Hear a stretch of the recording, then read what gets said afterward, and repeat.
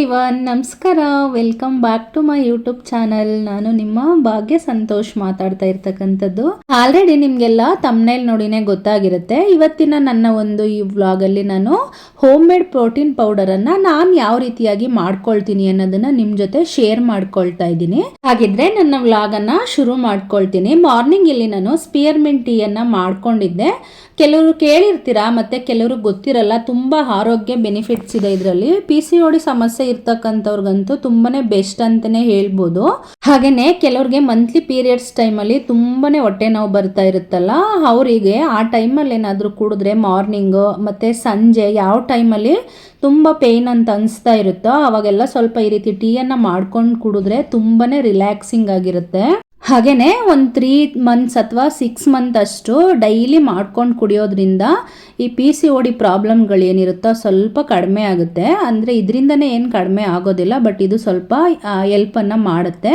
ಸ್ವಲ್ಪ ಅಜ್ವೈನ್ ಹಾಕ್ಬಿಟ್ಟು ಹಾಗೆ ಸ್ವಲ್ಪ ಪುದೀನ ಹಾಕ್ಬಿಟ್ಟು ಚೆನ್ನಾಗಿ ಕುದಿಸ್ಬಿಟ್ಟು ಈ ರೀತಿಯಾಗಿ ನಾವೇನು ಮಾಡಬೇಕು, ಫಿಲ್ಟರ್ ಮಾಡ್ಕೋಬೇಕು. ಈ ಫಿಲ್ಟರ್ ಮಾಡ್ಕೊಂಡು ಮತ್ತೆ ಉಳಿದಿರುತ್ತಲ್ಲ ಅದನ್ನು ಇಟ್ಕೊಂಡು ಮತ್ತೆ ಇನ್ನೊಂದು 2 ಟೈಮ್ ಮಾಡಿಕೊಂಡು ಈವ್ನಿಂಗ್ ತನಕನೂ ಕುಡಿಬೋದು.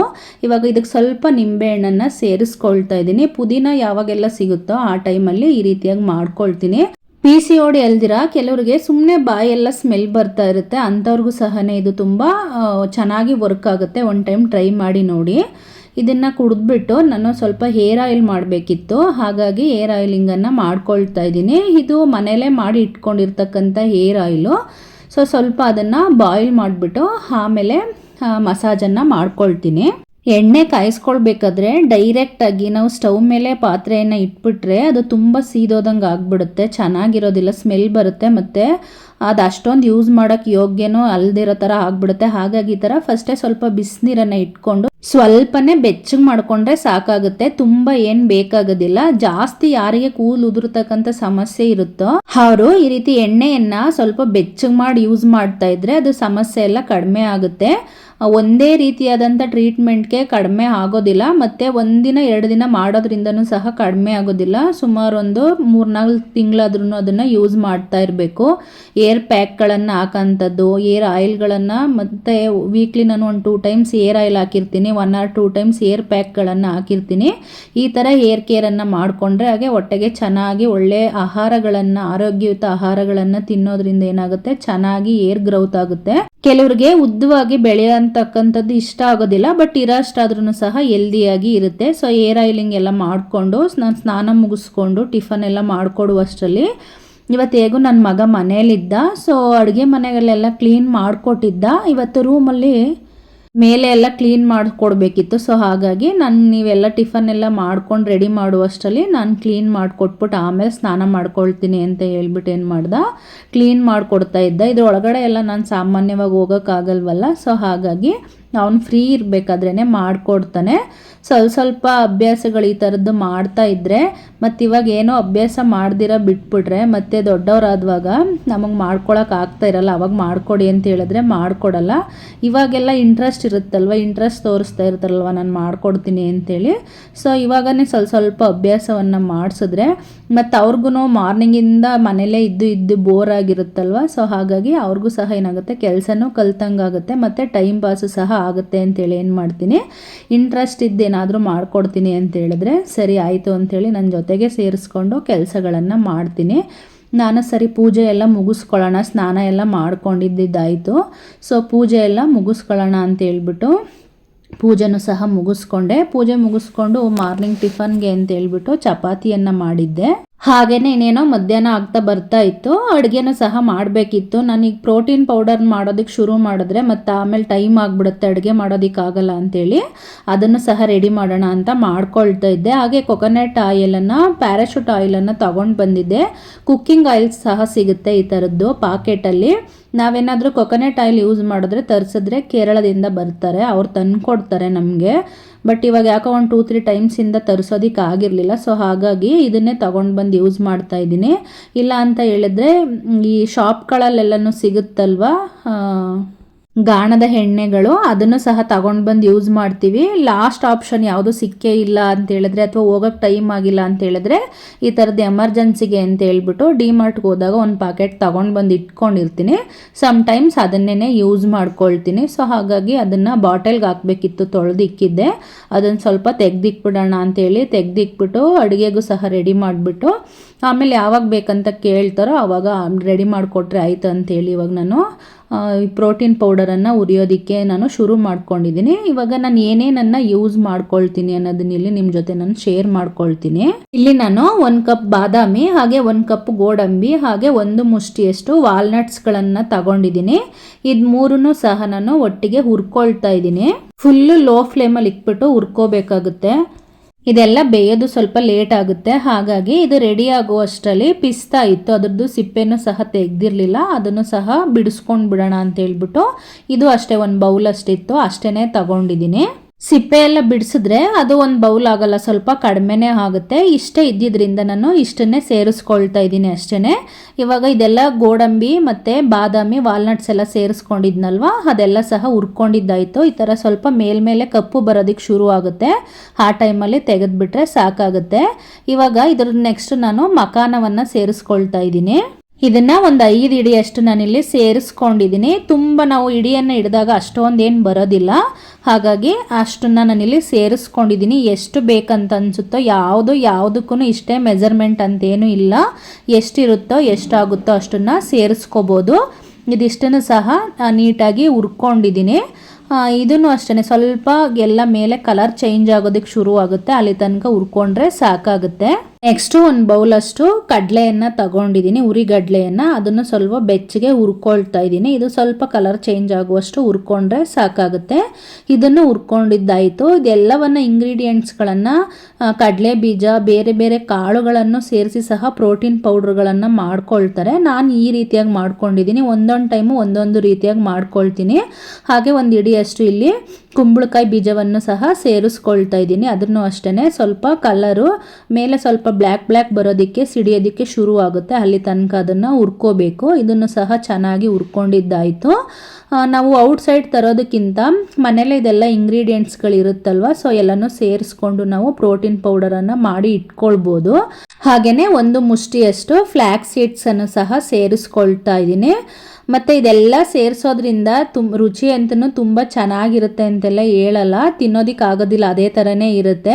ಆದರೆ ಇವಾಗ ನಾವು ಮಾರ್ನಿಂಗ್ ಟೈಮು ಬಾದಾಮಿ ಬೀಜ ಇದೆಲ್ಲ ತಿನ್ನಬೇಕಂತ ಅಂತ ಇರ್ತೀವಲ್ವ, ಅದೆಲ್ಲನೂ ಸಹ ಮರ್ತೋಗ್ತಾ ಇರುತ್ತೆ. ಈ ರೀತಿ ಎಲ್ಲನೂ ಒಟ್ಟಿಗೆ ಸೇರಿಸಿ ನಾವು ಪ್ರೋಟೀನ್ ಪೌಡರನ್ನು ಮಾಡಿ ಇಟ್ಕೊಂಡ್ಬಿಟ್ರೆ ನೆನೆಸೋದೆಲ್ಲ ಮರ್ತೋಯ್ತು, ತಿನ್ನೋದೆಲ್ಲ ಮರ್ತೋಯ್ತು ಅಂತೆಲ್ಲ ಏನೂ ಅನಿಸಲ್ಲ. ಯಾವುದಕ್ಕಾದ್ರೂ ಸಹ 1 ಸ್ಪೂನನ್ನು ಸೇರಿಸ್ಕೊಂಡು ಅದನ್ನು ಯೂಸ್ ಮಾಡ್ಬೋದು. ಹಾಗೆ 1 ಮುಷ್ಟಿಯಷ್ಟು ಸೂರ್ಯಕಾಂತಿ ಬೀಜವನ್ನು ಸೇರಿಸ್ಕೊಂಡಿದ್ದೀನಿ. ಅದು ಆಲ್ರೆಡಿ ಹುರ್ಕೊಂಡಿದ್ದೆ, ಹಾಗಾಗಿ ಅದನ್ನೇ ಸೇರಿಸ್ಕೊಂಡಿದ್ದೀನಿ. ಮತ್ತು ಪಿಸ್ತಾನೂ ಸಹ ಫ್ರೈ ಆಗಿದ್ದಿದ್ದು ಆಲ್ರೆಡಿ, ಹಾಗಾಗಿ ಅದನ್ನು ನಾನು ಹುರ್ಕೊಂಡಿಲ್ಲ. ಮತ್ತು ಫ್ಲೇವರ್ಗೆ ಅಂತೇಳಿ 1-2 ಏಲಕ್ಕಿಯನ್ನು ಸೇರಿಸ್ಕೊಂಡಿದ್ದೀನಿ. ಹಾಗೆ ಕೋಕೋ ಪೌಡರ್ನ ಸಹ ಸೇರಿಸ್ಕೊಳ್ತೀನಿ. ಅದನ್ನು ಕೊನೆಯಲ್ಲಿ ಪೌಡರ್ ಮಾಡುವಂಥ ಟೈಮಲ್ಲಿ ಸೇರಿಸ್ಕೊಳ್ತೀನಿ, ಇವಾಗಲೇ ಸೇರಿಸ್ಕೊಳ್ಳೋದಿಲ್ಲ, ಆಲ್ರೆಡಿ ಪೌಡರ್ ಆಗಿದೆಯಲ್ಲ. ಸೊ ಹಾಗಾಗಿ ಆಮೇಲೆ ಅದನ್ನು ಸೇರಿಸ್ಕೊಳ್ತೀನಿ. ಎಲ್ಲವನ್ನು ಮಿಕ್ಸ್ ಮಾಡಿಬಿಟ್ಟು ಸ್ವಲ್ಪ ಟೈಮ್ ಇದನ್ನು ಕೂಲ್ ಆಗೋದಕ್ಕೆ ಬಿಡ್ತೀನಿ. ಕೂಲ್ ಆದಮೇಲೆ ಇದನ್ನು ಪೌಡರನ್ನು ಮಾಡಿಕೊಂಡ್ರೆ ಆಯಿತು. ನಾನು ಹೇಳ್ದೆ ಅಲ್ವಾ, ಇವನಿಗೆ ಚಿಕ್ಕವನೇನಾದರೂ ಮನೇಲಿತ್ತು ಅಂತ ಹೇಳಿದ್ರೆ ಯಾವುದೇ ಟೈಮಿಗೆ ಊಟ ಕೇಳ್ತಾನೆ ಅಂತಲೇ ಗೊತ್ತಾಗಲ್ಲ. ಸೊ ಹಾಗಾಗಿ ಪ್ರಿಪೇರ್ ಮಾಡಿ ಇಟ್ಕೊಂಡಿರಬೇಕು ನಾನು. ಯಾವಾಗ ಸ್ವಲ್ಪ ತಿಂತಾನೆ ಇರ್ತಾನೆ ಹಾಕಿಸ್ಕೊಂಡು. ಹಾಗಾಗಿ ರೆಡಿ ಆಗಿದ್ದರೆ ಸ್ವಲ್ಪ ಅವನಿಗೆ ಕೊಡೋದಕ್ಕೆ ಸರಿಯಾಗುತ್ತೆ ಅಂತೇಳಿ ನಾನು ಯಾವಾಗಲೂ ಅಡುಗೆ ಮಾಡಿಬಿಡ್ತೀನಿ ಬೇಗ. ಈ ಮನೇಲಿ ಇದ್ದಾಗಂತೂ ಅವ್ರು ಇಲ್ದಿರುವಾಗ ಏನಿರುತ್ತೋ ಅದ್ರಲ್ಲಿ ಅಡ್ಜಸ್ಟ್ ಮಾಡಿಕೊಂಡ್ರು, ಇರುವಾಗಂತೂ ಅದನ್ನೇ ಫಸ್ಟು ಅಡುಗೆ ಮಾಡಿಬಿಟ್ಬಿಡ್ತೀನಿ. ಇವಾಗ ಎಲ್ಲ ಕೂಲ್ ಡೌನ್ ಆಗಿತ್ತು, ನಾನೆಲ್ಲ ರೆಡಿ ಮಾಡ್ಕೊಳ್ಳುವ ಅಷ್ಟರಲ್ಲಿ ಅದನ್ನು ಸಹ ಪೌಡರ್ ಮಾಡ್ಕೊಳ್ಳೋಣ ಅಂಥೇಳಿ ಮಾಡ್ಕೊಳ್ತಾ ಇದ್ದೀನಿ. ನಾನು ಇವಾಗ ಒಂದೊಂದು ಬೌಲನ್ನು ತಗೊಂಡಿದ್ದೀನಿ, ಅದನ್ನು ಜಾಸ್ತಿ ಕ್ವಾಂಟಿಟಿಯಲ್ಲೂ ಸಹ ಬೇಕಂದರೆ ತಗೋಬೋದು. ಇವಾಗ ಸಾಮಾನ್ಯವಾಗಿ ಪ್ರೋಟೀನ್ ಪೌಡರ್ಗಳ ಅವಶ್ಯಕತೆ ತುಂಬಾ ಇರುತ್ತೆ. ಪ್ರೋಟೀನ್ ಸಮ್ಟೈಮ್ಸ್ ಇವಾಗ ಕಾಳುಗಳೆಲ್ಲ ನೆನೆಸೋದು ಮರ್ತ್ಕೊಂಡ್ಬಿಟ್ಟಿರ್ತೀವಿ. ಅವಾಗ ಏನು ಮಾಡ್ಬೋದು, ಇದರಿಂದ ನಾವು ನಮ್ಮ ಪ್ರೋಟೀನ್ ರಿಕ್ವೈರ್ಮೆಂಟನ್ನು ಕಂಪ್ಲೀಟ್ ಮಾಡ್ಕೋಬೋದು. ಯಾವುದಾದ್ರೂ ಒಂದು ಟೈಮು ಕಾಳುಗಳು ಅಥವಾ ಸೇರಿಸ್ಕೋಬೇಕಿರುತ್ತಲ್ವ, ಇವಾಗ ಅದೆಲ್ಲ ಮರ್ತ್ಕೊಂಡು ಬಿಟ್ಟಿದ್ದೀವಿ ಅಂತ ಹೇಳಿದ್ವಾಗ ಇದನ್ನು ಸೇರಿಸ್ಕೋಬೋದು. ಪ್ರೋಟೀನನ್ನು ಸೇರಿಸ್ಕೊಳ್ಳೋದ್ರಿಂದ ದೇಹದಲ್ಲಿ ಯಾವುದೇ ರೀತಿಯಾದಂತಹ ಮಸಲ್ ಲಾಸ್ಗಳಾಗೋದಿಲ್ಲ. ಮತ್ತು ನಾನು ಸಾಮಾನ್ಯವಾಗಿ ಇವಾಗ ಸ್ಮೂತಿಗಳಿಗೆ ಮತ್ತು ಇದನ್ನು ಮಜ್ಜಿಗೆಗೂ ಹಾಕ್ಕೊಂಡು ಕುಡಿಬೋದು, ಇಲ್ಲ ಅಂತ ಹೇಳಿದ್ರೆ ನೀರಿಗೆ ಸೇರಿಸ್ಬಿಟ್ಟು ಕುಡಿಬೋದು. ಯಾವ ಥರನಾದರೂ ಪರವಾಗಿಲ್ಲ, ಒಂದು ಟೈಮಲ್ಲಿ ಇದನ್ನು ಸೇರಿಸ್ಕೋಬೋದು. ಕಾಳುಗಳೆಲ್ಲ ನೆನೆಸ್ಕೊಂಡು ತಿಂದಿದ್ದೀವಿ ಅಂತ ಹೇಳಿದ್ರೆ ಆ ಡೇಯಲ್ಲಿ ಅದನ್ನು ಸ್ಕಿಪ್ ಮಾಡಿದ್ರೆ ಆಯಿತು.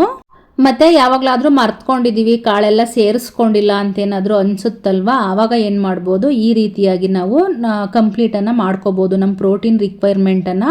ಹಾಗಾಗೇ ತುಂಬ ಜನ ಪ್ರೋಟೀನ್ ಅಂತ ತಿಂತಕ್ಕಂಥದ್ದು. ಮತ್ತು ಮಜಲೆಲ್ಲ ಲಾಸ್ ಆಗೋದಿಲ್ಲ. ಮಜಲೆಲ್ಲ ನೀಟಾಗಿದೆ ಅಂತ ಹೇಳಿದ್ರೆ ಯಾವುದೇ ರೀತಿಯಾದಂಥ ಕೊಬ್ಬಿನ ಶೇಖರಣೆ ಆಗೋದಿಲ್ಲ. ವೆಯ್ಟ್ ಲಾಸ್ ಮಾಡೋದಕ್ಕೂ ಸಹ ಇದು ತುಂಬಾ ಈಸಿ ಆಗುತ್ತೆ. ಕೊನೆಯದಾಗಿ ನಾನು ಏನು ಮಾಡಿದೆ, ಕೊಕೋ ಪೌಡರ್ ಇಟ್ಕೊಂಡಿದ್ದೆ ಅಲ್ವಾ, ಅದನ್ನು ಇಲ್ಲಿ ಸೇರಿಸ್ಕೊಂಡು ಅದೆಲ್ಲನೂ ಒಟ್ಟಿಗೆ ಏನು ಮಾಡಿದ್ದೀನಿ, ಅದನ್ನು ಮಿಕ್ಸರ್ ಜಾರಲ್ಲಿ ಅದನ್ನು ನುಣ್ಣಗೆ ರುಬ್ಕೊಂಡಿದ್ದೀನಿ, ಪೌಡರ್ ಮಾಡ್ಕೊಂಡಿದ್ದೀನಿ. ಸ್ವಲ್ಪ ಎಲ್ಲ ಆಯಿಲಿ ಅಲ್ವಾ ಇದು, ಹಾಗಾಗಿ ಈ ರೀತಿ ಉಂಡೆ ಥರ ಆಗುತ್ತೆ. ಮತ್ತು ಇದನ್ನು ನೀಟಾಗಿ ಸ್ವಲ್ಪ ಹೊತ್ತು ಒಣಗೋದಕ್ಕೆ ಬಿಟ್ಬಿಡಬೇಕು, ತಣ್ಣಗಾಗೋದಕ್ಕೆ ಬಿಡಬೇಕು. ಡೈರೆಕ್ಟ್ ಅದನ್ನು ಬಾಟಲ್ಗೆ ಹಾಕ್ಕೊಳ್ಳೋದಕ್ಕೆ ಆಗೋದಿಲ್ಲ. ನೋಡಿ ಎಷ್ಟೊಂದು ಆಯಿಲ್ ಥರ ಅನಿಸ್ತಾ ಇದೆ. ತುಂಬಾ ಚೆನ್ನಾಗಿರುತ್ತೆ ಕುಡಿಯೋದಕ್ಕೆ. ಇವಾಗ ಸ್ಮೂತಿ ಬೌಲೆಲ್ಲ ಮಾಡ್ಕೊಳ್ತೀವಲ್ವ, ಅವಾಗ ಚೆನ್ನಾಗಿರುತ್ತೆ. ಅದ್ರ ಜೊತೆ ನಾವು ಖರ್ಜೂರ, ಅಂಜೂರ ಎಲ್ಲವನ್ನ ಸೇರಿಸ್ಕೊಂಡು ಕುಡಿತೀವಲ್ಲ, ಅವಾಗ ಚೆನ್ನಾಗಿರುತ್ತೆ. ಡೈರೆಕ್ಟಾಗಂತೂ ಕುಡಿಯೋದಕ್ಕಾಗೋದಿಲ್ಲ. ಈ ಅಗಸೆ ಬೀಜ ಎಲ್ಲ ಸೇರಿಸಿರ್ತೀವಲ್ಲ, ಒಂಥರ ಕಹಿ ಅಂತ ಅನಿಸ್ತಾ ಇರುತ್ತೆ. ನಾನು ಇವಾಗ ಇದನ್ನು ತಣ್ಣಗಾಗೋದಕ್ಕೆ ಬಿಟ್ಬಿಟ್ಟು ಆಮೇಲೆ ಒಂದು ಗ್ಲಾಸ್ ಕಂಟೈನರ್ಗೆ ಹಾಕ್ಬಿಟ್ಟು ಎತ್ತಿಟ್ಕೊಳ್ತೀನಿ. ಡೈಲಿ ಯಾವಾಗಲಾದ್ರೂ ಪ್ರೋಟೀನ್ ಅಂಶಗಳನ್ನ ತಗೊಳ್ಳೋದಕ್ಕೆ ಆಗಿಲ್ಲ ಅಂತ ಹೇಳಿದ್ವಾಗ ಈ ರೀತಿ ಡೈರೆಕ್ಟ್ ಸ್ಮೂತಿ ಬೌಲ್ ಒಂದು ಸ್ವಲ್ಪ ಹೊತ್ತಲ್ಲೇ ಮಾಡ್ಕೊಬಿಡ್ಬೋದಲ್ವ, ಹಾಗಾಗಿ ಅಂಥ ಟೈಮಲ್ಲಿ ಯೂಸ್ ಮಾಡ್ಕೊಳ್ತೀನಿ. ಇಲ್ಲ ಅಂತ ಹೇಳಿದ್ರೆ ಡೈರೆಕ್ಟ್ ನೀರಿಗೆ ಹಾಕ್ಬಿಟ್ಟು ಸಹ ಕುಡಿಬೋದು, ಇಲ್ಲಾಂದರೆ ಮಜ್ಜಿಗೆಗೂ ಸಹ ಹಾಕ್ಬಿಟ್ಟು ಅದನ್ನು ಯೂಸ್ ಮಾಡ್ಕೋಬೋದು. ಇದೆಲ್ಲ ಮಾಡಿದ್ದು ರೆಡಿ ಮಾಡಿ ಇಟ್ಕೊಂಡಿದ್ದಾಯಿತು. ಆಲ್ರೆಡಿ ಊಟದ ಟೈಮು ಸಹ ಆಗಿತ್ತಲ್ವ. ಮಾರ್ನಿಂಗ್ ಚಪಾತಿ ಮಾಡಿದ್ದೆ ಅಂತ ಹೇಳಿದ್ನಲ್ಲ, ಸ್ವಲ್ಪ ಹಿಟ್ಟು ಉಳಿದಿತ್ತು, ಹಾಗಾಗಿ ಚಪಾತಿ ತಿಂತೀವಿ ಅಂತಲೂ ಸಹ ಕೇಳಿದ್ರು. ಅವ್ರಿಗೇನು ತುಂಬ ಇಷ್ಟ ಅಂತ ಅನಿಸುತ್ತೋ ಅದನ್ನು ಮತ್ತೆ ಇನ್ನೊಂದು ಟೈಮ್ ಕೊಟ್ಟರು ಸಹ ತಿಂತಾರೆ. ನಾನು ಪೌಡರ್ನೆಲ್ಲ ತಣ್ಣಗಾಗೋದಕ್ಕೆ ಬಿಟ್ಬಿಟ್ಟು ಅದನ್ನು ಆಮೇಲೆ ತೆಗೆದಿಡೋಣ, ಮೊದಲು ಊಟ ಕೊಟ್ಬಿಡೋಣ ಅಂತ ಹೇಳ್ಬಿಟ್ಟು ಅದನ್ನು ಸಹ ರೆಡಿ ಮಾಡಿಕೊಡ್ತಾ ಇದ್ದೀನಿ. ಚಪಾತಿಯನ್ನೆಲ್ಲನೂ ಸಹ ಹಾಕಿ ರೆಡಿ ಮಾಡಿಕೊಂಡು ಎಲ್ಲರೂ ಸಹ ಒಟ್ಟಿಗೆ ಕುತ್ಕೊಂಡು ಊಟ ಮಾಡ್ತೀವಿ. ಅಡುಗೆಗೆ ಇವತ್ತು ಕೋಸಿತ್ತು ಮತ್ತು ಮೊಳಕೆ ಕಟ್ಟಿದ ಹೆಸರು ಕಾಳಿತ್ತು, ಅದನ್ನು ಯೂಸ್ ಮಾಡಿಕೊಂಡು ಪಲ್ಯ ಮಾಡಿಕೊಂಡು ಅದರದ್ದೇ ಆದಂಥ ಬಸ್ಸಾರನ್ನು ಮಾಡ್ಕೊಂಡಿದ್ದೆ. ಬಸ್ಸಾಂಬಾರು ತುಂಬಾ ಚೆನ್ನಾಗಿರುತ್ತೆ. ಕೆಲವರು ಕೋಸ್ ಪಲ್ಯ ತುಂಬ ಸ್ವೀಟ್ ಅಂತ ಅನಿಸ್ತಾ ಇರುತ್ತಲ್ಲ, ಹಾಗಾಗಿ ಇಷ್ಟಪಟ್ಟು ತಿನ್ನೋದಿಲ್ಲ. ಬಟ್ ಮಸಾಲೆ ಎಲ್ಲ ಇಟ್ಬಿಟ್ಟು ಬಸ್ಸಾಂಬಾರನ್ನು ಮಾಡಿಕೊಂಡ್ರೆ ಚೆನ್ನಾಗಿರುತ್ತೆ. ಮಸಾಲೆ ಇಟ್ಟು ಮಾಡಿಕೊಂಡ್ರು ಚೆನ್ನಾಗಿರುತ್ತೆ, ಇಲ್ಲ ಅಂತ ಹೇಳಿದ್ರೆ ನಾರ್ಮಲಾಗಿ ಮಾಡಿಕೊಂಡ್ರು ಸಹ ಚೆನ್ನಾಗಿರುತ್ತೆ. ಇದಾಗಿತ್ತು ಇವತ್ತಿನ ನಮ್ಮ ಲಂಚ್ ಪ್ಲೇಟು. ನನ್ನ ಮಗ ಆವಾಗಲೇ ಸ್ವಲ್ಪ ಊಟ ತಿಂದಿದ್ದ, ಇವಾಗ ಮತ್ತೆ ಚಪಾತಿ ಮಾಡಿದ್ವಲ್ವ, ಚಪಾತಿ ತಿಂತೀನಿ ಅಂತ ಹೇಳ್ಬಿಟ್ಟು ಅದನ್ನು ಸಹ ತಿಂತಾ ಇದ್ದ. ಸ್ವಲ್ಪ ಒಂದು 2 ಅವರ್ಗೆ ಅಥವಾ ಒಂದು 3 ಅವರ್ಗೆ ಅಥವಾ ಸಮ್ಟೈಮ್ಸ್ 1 ಅವರ್ಗೂ ಸಹ ಸ್ವಲ್ಪ ಊಟ ಕೇಳ್ತಾ ಇರ್ತಾನೆ. ಮನೇಲಿರುವಾಗ ಆ ಥರ ಕೊಡ್ತಾನೆ ಇರಬೇಕು. ಹೊಟ್ಟೆ ತುಂಬ ತಿನ್ನಲ್ಲ, ಒನ್ ಟೈಮ್ ಕೂತ್ಕೊಂಡು ಈ ಥರ ಸ್ವಲ್ಪನೇ ತಿಂತಾ ಇರ್ತಾನೆ. ಇದಾಗಿತ್ತು ಇವತ್ತಿನ ನನ್ನ ವ್ಲಾಗ್. ಮತ್ತೊಂದು ವಿಡಿಯೋದಲ್ಲಿ ಮತ್ತೆ ನಾನು ನಿಮಗೆ ಸಿಗ್ತೀನಿ. ಯಾರೆಲ್ಲ ಸಬ್ಸ್ಕ್ರೈಬ್ ಮಾಡಿ ಸಪೋರ್ಟ್ ಮಾಡ್ತಾ ಇದ್ದೀರಾ ಎಲ್ಲರಿಗೂ ಸಹ ಥ್ಯಾಂಕ್ ಯು ಸೋ ಮಚ್. ಹಾಗೆಯೇ ಯಾರೆಲ್ಲ ಸಬ್ಸ್ಕ್ರೈಬ್ ಮಾಡ್ದಿರಾ ನೋಡ್ತಾ ಇದ್ದೀರಾ, ಏನಾದರೂ ವೀಡಿಯೋಸ್ ಇಷ್ಟ ಆಯಿತು ಅಂತ ಹೇಳಿದ್ರೆ ದಯವಿಟ್ಟು ಸಬ್ಸ್ಕ್ರೈಬ್ ಮಾಡಿಕೊಂಡು ಸಪೋರ್ಟ್ ಮಾಡಿ ಅಂತ ಕೇಳ್ಕೊಳ್ತಾ ಇದ್ದೀನಿ. ಕರೆಂಟು ಸಹ ಕಟ್ಟಾಯಿತು, ನಾವು ಸಹ ಊಟವನ್ನು ಮುಗಿಸ್ಕೊಳ್ತೀವಿ. ಎಲ್ಲರ ದಿನವೂ ಸಹ ಚೆನ್ನಾಗಿರಲಿ ಅಂತ ಕೇಳ್ತಾ ಮತ್ತೊಂದು ವಿಡಿಯೋದಲ್ಲಿ ಸಿಗ್ತೀನಿ. ಎಲ್ಲರಿಗೂ ಸಹ ಶುಭ ವಿದಾಯ.